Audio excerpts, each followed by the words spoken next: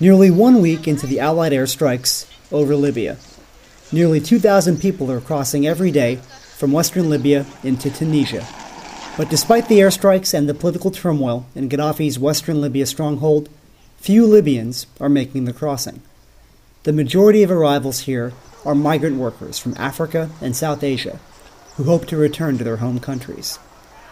The Libyans who drive through the border checkpoint here at Ras Jadir have their passports checked and they drive off without saying a word. When Tunisian policemen ask them about the situation in the home country, nearly all of them say everything is fine.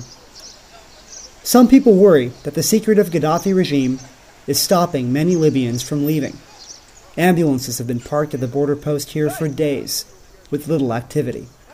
Foreigners who make it across say that the road to the border is filled with checkpoints, where soldiers and militiamen loyal to Gaddafi demand money and take people's cell phones.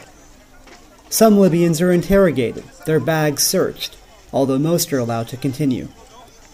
But because international aid workers have not been allowed inside western Libya, they say it's very difficult to know what's happening on the other side of the border. I spoke to one African migrant worker, a 30-year-old from the East African nation of Eritrea, who said that he passed through dozens of makeshift checkpoints along the road to Ras Jadir. Soldiers and pro-Gaddafi militiamen, some of them no older than teenagers, terrorized travelers, he said, stripping them of their cell phones and robbing him of $200 in cash. He said that Libyans were treated the most harshly at these checkpoints, with gunmen emptying their bags and interrogating them, and he worried that some Libyans weren't being allowed to leave their country. He said that in recent days, Gaddafi's regime had armed scores of Africans who were walking the streets of Tripoli. He was riding in a shared taxi one day when he heard his Libyan fellow passengers refer to these men as Nigerians and accused them of killing civilians. But the Libyans said almost nothing to the Tunisian policemen who waved them through across the border. One police officer who didn't want to give his name said, quote, "It's very difficult for us Tunisians to know the Libyans. That is their nature, and it's the nature of the regime," end quote.